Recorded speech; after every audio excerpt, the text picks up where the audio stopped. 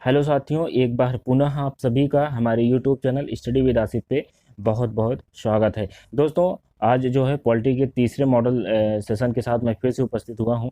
और पॉलिटी के आज तीसरे मॉडल पेपर का जो हमारा चैप्टर होगा दोस्तों, जिसका हम आज प्रैक्टिस करेंगे, वो है केंद्रीय मंत्रिपरिषद। इस चैप्टर के जितने भी संभावित क्वेश्चन है यूपी ट्रिपल एस पेट के एग्जाम में पूछे जा सकते हैं, सारे क्वेश्चनों को देखेंगे और एक बाय एक सारे क्वेश्चन अपने आप में बहुत ही इम्पोर्टेंट है।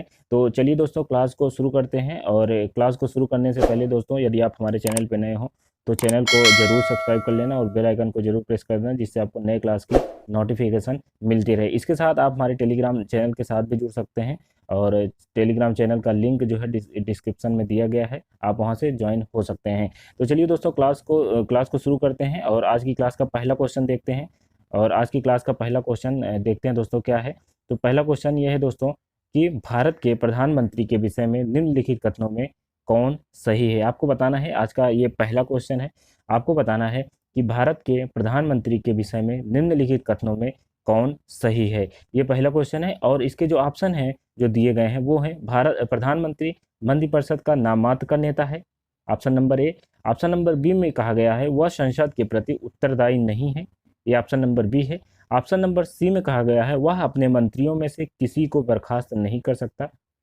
और ऑप्शन नंबर डी में कहा गया प्रधानमंत्री मंत्रिपरिषद का वास्तविक नेता है।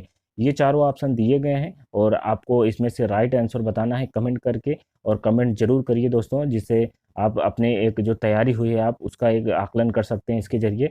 तो दोस्तों, इस क्वेश्चन के राइट आंसर की बात किया जाए, इस क्वेश्चन का जो राइट आंसर हो जाएगा वो हो जाएगा प्रधानमंत्री मंत्रिपरिषद का वास्तविक नेता होता है। ये यहाँ पे राइट हो जाएगा, क्योंकि दोस्तों 74 आर्टिकल 74(1) में कहा गया है कि जो है राष्ट्रपति की सहायता और सलाह देने के लिए एक मंत्रिपरिषद होगी और उसका जो प्रधान होगा वो प्रधानमंत्री होगा, ये कहा गया है 74(1) में। और ये बताया गया है दोस्तों। और प्रधानमंत्री की नियुक्ति ऐसे व्यक्ति को प्रधानमंत्री नियुक्त करता है दोस्तों राष्ट्रपति, जो उस दल का नेता होता है। और यहाँ पे जो आपका राइट आंसर हो जाएगा वो हो जाएगा ऑप्शन नंबर डी, प्रधानमंत्री मंत्रिपरिषद का वास्तविक नेता होता है। ऑप्शन नंबर डी पहले क्वेश्चन का राइट आंसर हो जाएगा। आगे बढ़ते हैं, अगला क्वेश्चन देखते हैं। आज का दूसरा क्वेश्चन देखते हैं। भारत का प्रधानमंत्री होता है, आपको बताना है दोस्तों कि भारत का प्रधानमंत्री होता है। आपको बताना है, आपके जो ऑप्शन है निर्वाचित होता है, चयनित होता है, मनोनीत होता है या नियुक्त होता है। ये चारों ऑप्शन दिए गए हैं। आपको राइट आंसर इसमें से बताना है कि भारत का प्रधानमंत्री होता है, क्या होता है दोस्तों, कैसे होता है उसका वो। तो यहाँ पे जो आपका राइट आंसर हो जाएगा दोस्तों दूसरे क्वेश्चन का, वो हो जाएगा ऑप्शन नंबर डी, भारत का प्रधानमंत्री नियुक्त किया जाता है दोस्तों। तो ऑप्शन नंबर डी इस क्वेश्चन का राइट आंसर हो जाएगा। आगे बढ़ते हैं, आज का अगला क्वेश्चन देखते हैं। अगला क्वेश्चन है आज का, भारत का प्रधानमंत्री मुख्य है। आपको बताना है भारत का प्रधानमंत्री मुख्य है।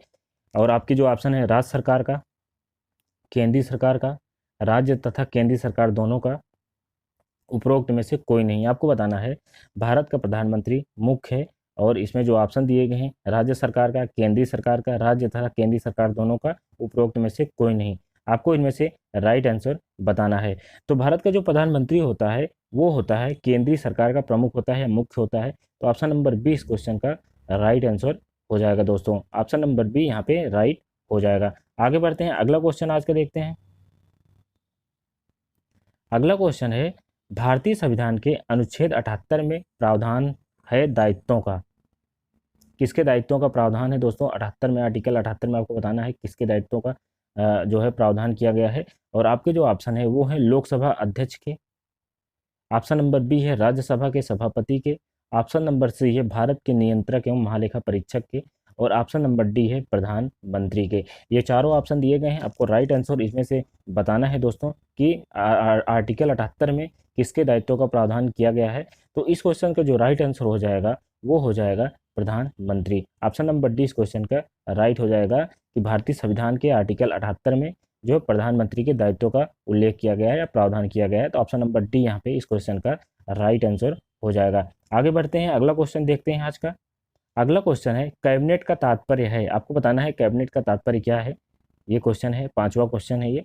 और आपके जो ऑप्शन है वो है शासन के सभी मंत्रीगण, कैबिनेट स्तर के मंत्री, अपने सचिवों के साथ कैबिनेट स्तर के मंत्री, या राज्य मंत्रीगण। ये चारों ऑप्शन दिए गए हैं, आपको इनमें से राइट आंसर बताना है पांचवें क्वेश्चन का कि कैबिनेट का तात्पर्य क्या होता है। तो यहाँ पे जो पांचवें क्वेश्चन का राइट आंसर हो जाएगा दोस्तों, वो हो जाएगा कैबिनेट का मतलब होता है या तात्पर्य होता है, वो होता है कैबिनेट स्तर के मंत्री। जितने भी कैबिनेट स्तर के मंत्री होंगे उसे जो है कैबिनेट बोला जाएगा। तो ऑप्शन नंबर बी यहाँ पे राइट हो जाएगा। आगे बढ़ते हैं, आज का अगला क्वेश्चन देखते हैं। अगला क्वेश्चन है, संसदीय शासन में वास्तविक कार्यपालिका शक्ति किसके पास होती है। आपको बताना है संसदीय शासन में वास्तविक कार्यपालिका की शक्ति जो होती है वो किसके पास होती है। आपको जो ऑप्शन दिए गए हैं वो हैं संसद, प्रधानमंत्री, राष्ट्रपति और नौकरशाही। ये चारों ऑप्शन दिए गए हैं, आपको राइट आंसर बताना है। और सारे क्वेश्चन जो है ऐसे ही एग्जाम्स में पूछे जाते हैं दोस्तों, तो आपको सारे ये इंपॉर्टेंट क्वेश्चन है, आपको सारे क्वेश्चनों को याद करना होगा। सारे क्वेश्चन आपको याद करना बहुत ज़रूरी है पेट के एग्जाम के लिए, कहीं से भी क्वेश्चन पूछ सकता है, ऐसे ही क्वेश्चन पुटअप किए जाते हैं एग्जाम्स में। तो यहाँ पे राइट आंसर की बात किया जाए दोस्तों, जो संसदीय शासन में वास्तविक कार्यपालिका जो होती है वो होती है प्रधानमंत्री के पास।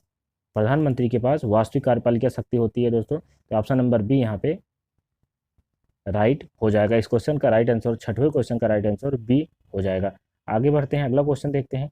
अगला क्वेश्चन है, भारतीय संविधान के निम्नलिखित प्रावधानों में से कौन सा प्रावधान मंत्रिपरिषद की नियुक्ति पदच्युत को विवेचित करती है। आपको बताना है भारतीय संविधान के निम्नलिखित प्रावधानों में से कौन सा प्रावधान मंत्रिपरिषद की नियुक्ति तथा पदच्युत को विवेचित करता है। आपको ये बताना है, आर्टिकल बताना है। और आपके जो ऑप्शन दिए गए हैं वो हैं आर्टिकल 70, आर्टिकल 72, आर्टिकल 74, आर्टिकल 75। ये जो है आपको चारों ऑप्शन दिए गए हैं, आपको राइट आंसर इसमें से बताना है कि इसमें से कौन सा राइट हो जाएगा। तो दोस्तों मैं बता दूं, आर्टिकल 75(1) में प्रधानमंत्री की नियुक्ति राष्ट्रपति करता है, और उनके अन्य मंत्रियों के जो है नियुक्ति जो है वो भी जो है राष्ट्रपति के द्वारा की जाती है आर्टिकल 75 में। और इसी 75(2) में आर्टिकल जो कहा गया वो सभी जो है मंत्री और सभी जो है प्रधानमंत्री ये प्रसाद पर्यंत, राष्ट्रपति के प्रसाद पर्यंत जो है कार्य करेंगे दोस्तों। तो यहाँ पे जो आपका राइट आंसर हो जाएगा वो हो जाएगा ऑप्शन नंबर डी, 75 में इसका विवेचना किया गया है। तो यहाँ पे ऑप्शन नंबर डी इस क्वेश्चन का राइट आंसर हो जाएगा। आगे बढ़ते हैं, अगला क्वेश्चन देखते हैं। अगला क्वेश्चन है, आमतौर पर भारत के प्रधानमंत्री होते हैं, किसके सदस्य होते हैं आपको बताना है आमतौर पर भारत के प्रधानमंत्री। और आपके जो ऑप्शन है वो हैं संसद का सदस्य नहीं, लोकसभा का सदस्य, राज्यसभा का सदस्य, दोनों सदनों का सदस्य। ये चारों ऑप्शन दिए गए हैं, आपको राइट आंसर इसमें से बताना है कि आमतौर पर भारत के प्रधानमंत्री होते हैं, क्या होते हैं, कहाँ के सदस्य होते हैं। तो यहाँ पे राइट आंसर की बात किया जाए दोस्तों, जो भारत के प्रधानमंत्री होते हैं आमतौर पर वो होते हैं लोकसभा के सदस्य होते हैं। ऑप्शन नंबर डी इस क्वेश्चन का राइट आंसर हो जाएगा, ऑप्शन नंबर बी। चलिए आगे बढ़ते हैं, अगला क्वेश्चन देखते हैं। अगला क्वेश्चन है, राष्ट्रीय सुरक्षा समिति का प्रधान होता है। आपको बताना है राष्ट्रीय सुरक्षा समिति का प्रधान कौन होता है। आपके जो ऑप्शन दिए गए हैं वो हैं गृह मंत्री, प्रधानमंत्री, राष्ट्रपति, उपराष्ट्रपति। ये चारों ऑप्शन दिए गए हैं, आपको राइट आंसर इसमें से बताना है कि राष्ट्रीय सुरक्षा समिति का प्रधान कौन होता है। तो यहाँ पे राइट आंसर जो हो जाएगा वो हो जाएगा प्रधानमंत्री। प्रधानमंत्री जो होता है वो राष्ट्रीय सुरक्षा समिति का भी प्रधान होता है। तो ऑप्शन नंबर बी 9वें क्वेश्चन का राइट आंसर हो जाएगा। आगे बढ़ते हैं, अगला क्वेश्चन देखते हैं।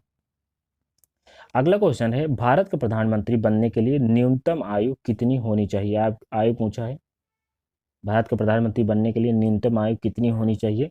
आपको बताना है इसमें से 21 वर्ष, 25 वर्ष, 30 वर्ष और 35 वर्ष। ये चारों ऑप्शन आपको दिए गए हैं, आपको राइट आंसर इसमें से बताना है। तो दोस्तों यहाँ पे जो न्यूनतम आय की बात की जाए दोस्तों, तो प्रधानमंत्री की वो वही हो जाएगी जो लोकसभा के उम्मीदवार की न्यूनतम आय होती है। तो यहाँ पे जो आपका राइट आंसर हो जाएगा वो हो जाएगा ऑप्शन नंबर बी 25 वर्ष। प्रधानमंत्री की न्यूनतम आय 25 वर्ष है दोस्तों, न्यूनतम आय 25 वर्ष है। तो ऑप्शन नंबर बी यहाँ पे राइट हो जाएगा।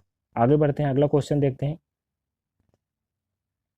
प्रधानमंत्री को, 11वां क्वेश्चन है, प्रधानमंत्री को बताना है आपको किसके द्वारा चुना जाता है या नियुक्त किया जाता है। आपके ऑप्शन जो दिए गए हैं वो है लोकसभा के द्वारा चुना जाता है, संसद के द्वारा चुना जाता है, राष्ट्रपति के द्वारा नियुक्त किया जाता है, या लोकसभा में बहुमत प्राप्त पार्टी द्वारा नामित किया जाता है। ये चारों ऑप्शन दिए गए हैं, आपको राइट आंसर इसमें से बताना है कि प्रधानमंत्री को किसके द्वारा चुना या नियुक्त किया जाता है।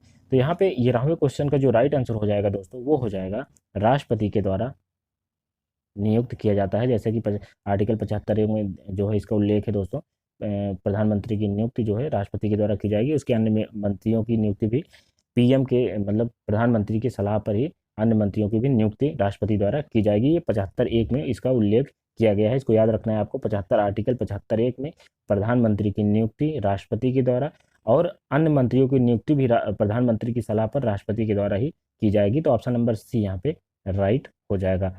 आगे बढ़ते हैं, अगला क्वेश्चन देखते हैं। अगला क्वेश्चन है, भारत में वह मंत्री जो संसद के सदनों में किसी सदन का भी सदस्य नहीं है उसे मंत्री के पद से मुक्त हो जाना पड़ता है। आपको बताना है कि भारत में वह मंत्री जो संसद के सदनों में से किसी सदन का भी सदस्य नहीं हो तो उसे मंत्री के पद से कितने दिन के बाद जो है मुक्त हो जाना पड़ता है दोस्तों, ये बताना है आपको। और आपके जो ऑप्शन है वो 6 माह बाद, 1 वर्ष बाद, 2 वर्ष बाद या 3 वर्ष बाद, आपको ये बताना है इनमें से कौन सा राइट हो जाएगा। तो यहाँ पे 12वें क्वेश्चन के राइट आंसर की बात किया जाए दोस्तों, तो यहाँ पे जो राइट हो जाएगा वो हो जाएगा ऑप्शन नंबर ए। भारत में अगर कैबिनेट स्तर का कोई मंत्री है या मंत्री बना है दोस्तों, तो 6 माह के भीतर किसी अन्य सदन की जो है सदस्यता लेनी पड़ती है, तो किसी सदन की भी सदस्यता उसे लेनी पड़ती है। नहीं तो 6 माह के बाद उसका पद मुक्त हो जाएगा या उसे पद खाली करना पड़ेगा या पद त्याग करना पड़ेगा। तो ऑप्शन नंबर ए यहाँ पे राइट हो जाएगा। आगे बढ़ते हैं, अगला क्वेश्चन देखते हैं।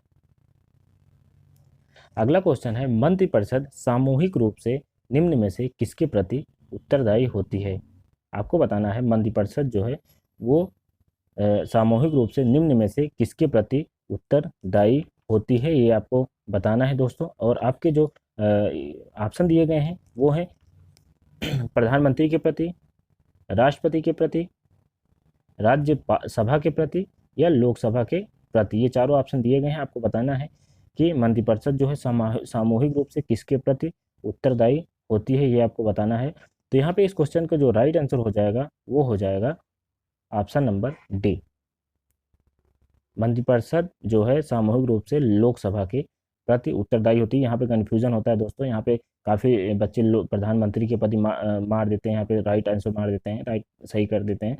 तो यहाँ पे जो है इसको बहुत ही बारीकी से ध्यान देना है कि मंत्रिपरिषद जो होती है वो लोकसभा के प्रति उत्तरदायी होती है, ना कि प्रधानमंत्री के प्रति। तो ऑप्शन नंबर डी यहाँ पे राइट हो जाएगा। इसको बहुत ही गौर से देखिए, इंपॉर्टेंट क्वेश्चन है। इस टाइप के क्वेश्चन, कन्फ्यूजन वाले क्वेश्चन अक्सर एग्जाम में आते रहते हैं। तो ऑप्शन नंबर डी इस क्वेश्चन का राइट आंसर हो जाएगा। आगे बढ़ते हैं, अगला क्वेश्चन देखते हैं। निम्नलिखित में से कौन सा प्रस्ताव भारत में मंत्रिपरिषद रख सकती है। आपको बताना है निम्नलिखित में से कौन सा प्रस्ताव भारत में मंत्रिपरिषद रख सकती है, आपको बताना है ये। और इसमें जो आपके ऑप्शन दिए गए हैं वो है अविश्वास प्रस्ताव, भर्त्सना प्रस्ताव, स्थगन प्रस्ताव या विश्वास प्रस्ताव। ये चारों ऑप्शन दिए गए हैं। आपको बताना है इनमें से कौन सा प्रस्ताव भारत में मंत्रिपरिषद रख सकती है। तो यहाँ पे जो आपका राइट आंसर हो जाएगा दोस्तों, मंत्रिपरिषद जो है यहाँ पे विश्वास प्रस्ताव रख सकती है दोस्तों। ऑप्शन नंबर डी यहाँ पे राइट हो जाएगा। मंत्रिपरिषद के द्वारा विश्वास प्रस्ताव रखा जाता है दोस्तों। और यहाँ पे जो है ऑप्शन नंबर डी इस क्वेश्चन का राइट आंसर हो जाएगा। अविश्वास प्रस्ताव जो लाया जाता है दोस्तों वो लाया जाता है विपक्ष के द्वारा। विपक्ष के द्वारा जो है ये लाया जाता है अविश्वास प्रस्ताव। तो यहाँ पे ये नहीं होगा, मंत्रिपरिषद की बात कर रहा है तो मंत्रिपरिषद जो है विश्वास प्रस्ताव लाया जाता है मंत्रिपरिषद के द्वारा। बहुमत साबित करने के लिए विश्वास प्रस्ताव लाया जाता है और ये लोकसभा में ही लाया जाता है दोस्तों। यहीं पे स्वीकृत और स्वीकृत किया जाता है लोकसभा में ही। तो ऑप्शन नंबर यहाँ पे डी राइट हो जाएगा। आगे बढ़ते हैं, अगला क्वेश्चन देखते हैं। इसमें आगे पूछा है कि मंत्रिपरिषद के विरुद्ध अविश्वास प्रस्ताव लाने के लिए लोकसभा के सदस्यों की संख्या होनी चाहिए। आपको बताना है जो मंत्रिपरिषद के विरुद्ध अविश्वास प्रस्ताव लाया जाता है उसमें सदस्यों की, लोकसभा के सदस्यों की संख्या कितनी होनी चाहिए कम से कम। तो मैंने बताया ना कि अविश्वास प्रस्ताव जो होता है वो विपक्ष के द्वारा लाया जाता है, विपक्ष दल के द्वारा लाया जाता है। तो यहाँ पे इससे पूछा गया है कि उसमें कितने कम से कम कितने सदस्य होते हैं जो अविश्वास प्रस्ताव लाया जाए, तो कितने सदस्यों को होना अनिवार्यता है दोस्तों। तो यहाँ पे जो आपका राइट आंसर हो जाएगा, इसमें ऑप्शन दिए गए हैं आपके 30, 40, 50 और 60। तो यहाँ पे जो आपका राइट आंसर हो जाएगा दोस्तों वो हो जाएगा ऑप्शन नंबर डी। कम से कम 50 लोकसभा सदस्यों की संख्या होनी चाहिए अविश्वास प्रस्ताव लाने के लिए। तो ऑप्शन नंबर सी यहाँ पे राइट हो जाएगा। और इसके बाद इसके साथ ही साथ अगर लोकसभा में अविश्वास प्रस्ताव जो है पारित हो जाता है दोस्तों, तो मंत्रिपरिषद जो है बर्खास्त हो जाती है, मंत्रिपरिषद जो है गिर जाती है दोस्तों। तो यहाँ पे ये चीज़ ध्यान रखना आप लोग। तो यहाँ पे ऑप्शन नंबर सी इस क्वेश्चन का राइट आंसर हो जाएगा। अगला क्वेश्चन है, भारतीय राज्य व्यवस्था में कार्यपालिका किसके अधीन रहकर कार्य करती है? आपको बताना है भारतीय राज्य व्यवस्था में कार्यपालिका जो है किसके अधीन रहकर कार्य करती है, ये आपको बताना है। और इसमें जो आपके ऑप्शन दिए गए हैं वो हैं न्यायपालिका, विधायिका, चुनाव आयोग, संघ लोक सेवा आयोग। ये चारों ऑप्शन दिए गए हैं, आपको बताना है इनमें से कि कौन सा राइट आंसर हो जाएगा। तो इसमें राज्य व्यवस्था में कार्यपालिका की बात किया जाए दोस्तों, भारत में जो है संसदात्मक शासन प्रणाली अपनाई गई है, ये आपको पता ही होगा। और इसमें जो है कार्यपालिका विधायिका के अधीन रहकर कार्य करती है। तो यहाँ पे जो आपका राइट आंसर हो जाएगा विधायिका, ऑप्शन नंबर बी यहाँ पे राइट हो जाएगा। विधायिका के अधीन रहकर कार्य करती है, क्योंकि राजनीतिक कार्यपालिका का गठन विधायिका के सदस्यों में से होता है दोस्तों। और कार्यपालिका जो है, कार्यपालिका जिसे मंत्रिपरिषद बोलते हैं, सामूहिक रूप से विधायिका जिसे लोकसभा बोलते हैं, जो है, के प्रति पूर्ण रूप से उत्तरदायी होती है, ये आपको पता है। तो यहाँ पे जो आपका राइट आंसर हो जाएगा वो हो जाएगा ऑप्शन नंबर बी, कार्यपालिका विधायिका के अधीन रहकर कार्य करती है। तो ऑप्शन नंबर बी यहाँ पे राइट हो जाएगा। आगे बढ़ते हैं, अगला क्वेश्चन देखते हैं। भारत में स्वतंत्रता के पश्चात प्रथम मंत्रिमंडल का कानून मंत्री कौन था? जब पहला मंत्रिमंडल बना था दोस्तों, तो भारत में स्वतंत्रता के बाद, तो उस समय पहला कानून मंत्री कौन था, ये आपको बताना है। चारों ऑप्शन देख लेते हैं, चारों ऑप्शन देख लेते हैं दोस्तों। चारों ऑप्शन है के K Munshi, S P Mukherjee, Baldev Singh, V R Ambedkar. ये चारों ऑप्शन दिए गए हैं, आपको राइट आंसर इसमें से बताना है कि कौन कानून मंत्री था प्रथम मंत्रिमंडल के दौरान। तो यहाँ पे जो राइट आंसर हो जाएगा वो हो जाएगा ऑप्शन नंबर ए, के एम मुंशी जो है, नहीं सॉरी, यहाँ पे जो है कानून मंत्री की बात करें तो दोस्तों यहाँ पे जो राइट आंसर हो जाएगा वो हो जाएगा बी आर अम्बेडकर। यहाँ पे ऑप्शन नंबर डी राइट हो जाएगा। भीमराव अम्बेडकर जो थे वो प्रथम मंत्रिमंडल के दौरान जो है कानून मंत्री बने थे। तो ऑप्शन नंबर डी यहाँ पे राइट हो जाएगा, इसको ध्यान रखना दोस्तों। आगे बढ़ते हैं, अगला क्वेश्चन देखते हैं। अगला क्वेश्चन है, निम्नलिखित में से कौन सा शब्द भारत के संविधान में उल्लिखित नहीं है? आपको बताना है कि इनमें से कौन सा शब्द भारत में इसका भारतीय संविधान में उसका उल्लेख नहीं किया गया है। आपको बताना है। आपके जो चारों ऑप्शन दिए गए हैं वो हैं वार्षिक वित्तीय विवरण, विनियोग विधेयक, बजट और भारत की संचित निधि। ये चारों ऑप्शन दिए गए हैं, आपको राइट आंसर इनमें से बताना है कि कौन सा राइट आंसर हो जाएगा दोस्तों। तो यहाँ पे जो आपका राइट आंसर हो जाएगा कि भारतीय संविधान में बजट शब्द का कहीं भी उल्लेख नहीं किया गया है। तो ऑप्शन नंबर सी यहाँ पे राइट हो जाएगा, इसको ध्यान देना। बजट शब्द का भारतीय संविधान में कहीं भी उल्लेख नहीं किया गया है, जबकि आर्टिकल 112 में वार्षिक वित्तीय विवरण का उल्लेख किया गया है। इसको याद रखना, 112 में, आर्टिकल 112 में वार्षिक वित्तीय विवरण का उल्लेख किया गया है और बजट का उल्लेख कहीं भी भारतीय संविधान में नहीं किया गया है। तो ऑप्शन नंबर सी यहाँ पे राइट हो जाएगा। अगला क्वेश्चन देखते हैं, भारत में किस प्रधानमंत्री की मृत्यु देश के बाहर हुई? आपको बताना है भारत के कौन से प्रधानमंत्री थे जिनकी मृत्यु देश के बाहर हुई थी। और आपके जो ऑप्शन हैं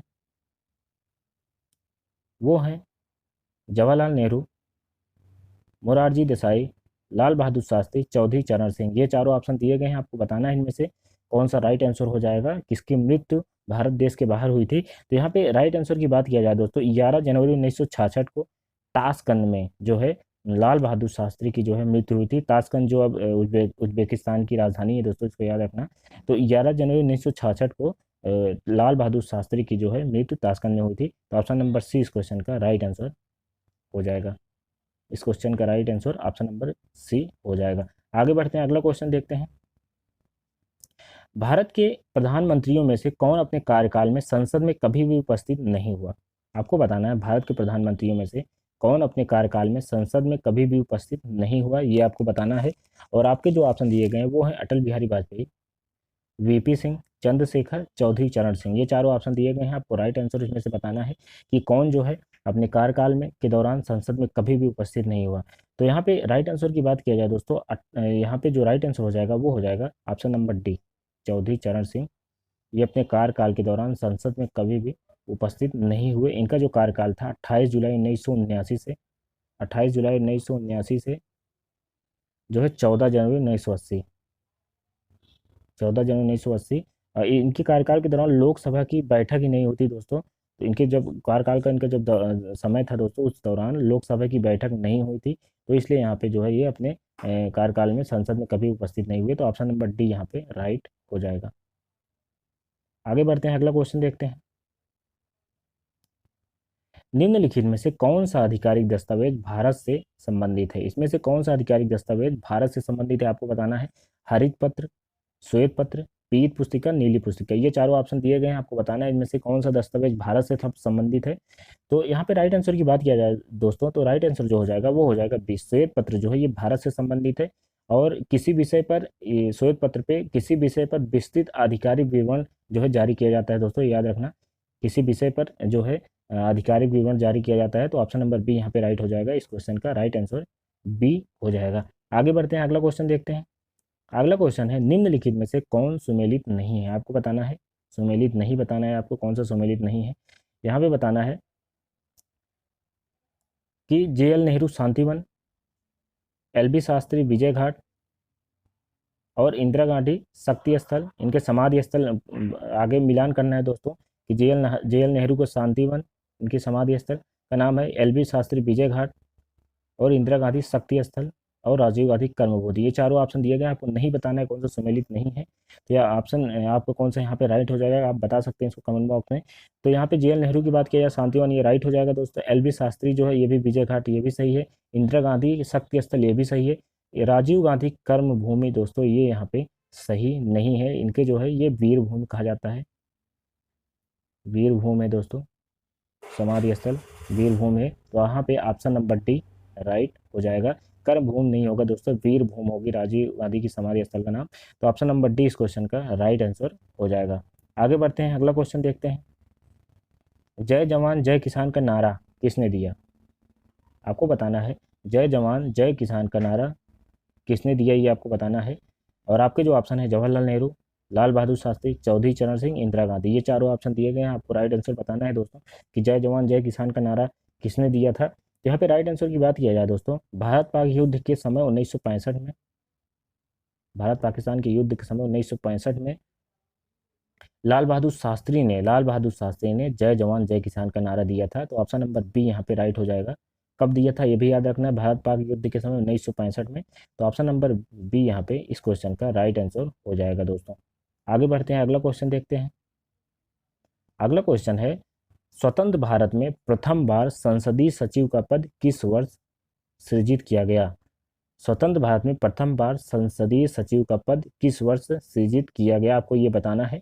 और आपके जो ऑप्शन है 1951, 1952, 1957, 1962, ये चारों ऑप्शन दिए गए हैं। आपको राइट आंसर इसमें से बताना है कि पहली बार संसदीय सचिव का पद किस वर्ष सृजित किया गया। तो यहाँ पे जो आपका राइट आंसर हो जाएगा दोस्तों वो हो जाएगा ऑप्शन नंबर ए। प्रधानमंत्री की और अन्य मंत्रियों की सहायता या सलाह के लिए दोस्तों ये पद सृजित किया गया, और इसमें उच्च रैंकिंग का सरकारी पद है दोस्तों। इसकी नियुक्ति प्रधानमंत्री करता है, ये भी याद रखना है कि संसदीय सचिव की नियुक्ति प्रधानमंत्री करता है, और ये जो है उच्च रैंकिंग के अधिकारी या होते हैं, सरकारी पद होता है ये। और इसमें ये इनका कार्य होता है मंत्रिपरिषद और प्रधानमंत्री की सहायता और सलाह के लिए। तो ऑप्शन नंबर ए यहाँ पे राइट आंसर हो जाएगा। आगे बढ़ते हैं, आखिरी क्वेश्चन आज का है दोस्तों। आज का आखिरी क्वेश्चन है, बताना है आपको भारत के 15वें प्रधानमंत्री कौन है, ये आपको बताना है। और आपके ऑप्शन है प्रतिभा देवी सिंह पाटिल, APJ अब्दुल कलाम, नरेंद्र मोदी, अटल बिहारी वाजपेयी। आपको ये बताना है इनमें से कौन सा राइट आंसर हो जाएगा। 15वें प्रधानमंत्री आपको बताना है कौन से हैं इनमें से। तो यहाँ पे जो आपका राइट आंसर हो जाएगा वो हो जाएगा ऑप्शन नंबर सी। प्रधानमंत्री नरेंद्र मोदी जो हैं ये भारत के 15वें प्रधानमंत्री हैं, ये आपको याद रखना है। तो ऑप्शन नंबर सी इस क्वेश्चन का राइट आंसर हो जाएगा। तो दोस्तों ये रही आज की क्लास, और ये सेशन आपको कैसा लगा आप इसे कमेंट बॉक्स में ज़रूर बताइएगा। और यदि आपको वीडियो पसंद आई हो, अच्छी लगी हो, तो आप इसे शेयर कर सकते हैं दोस्तों के साथ, जिससे उन्हें भी इस क्लास का पूरा फ़ायदा मिल सके दोस्तों। और आज की क्लास बस यहीं पे रोकते हैं दोस्तों, और आपसे मुलाकात होगी अगले सेशन में नए वीडियो के साथ, नए प्रैक्टिस सेशन के साथ। तो दोस्तों आज बस यहीं तक मिलते हैं। आप सभी का मेरे साथ बनने के लिए, जुड़ने के लिए बहुत बहुत धन्यवाद। Thank you very much.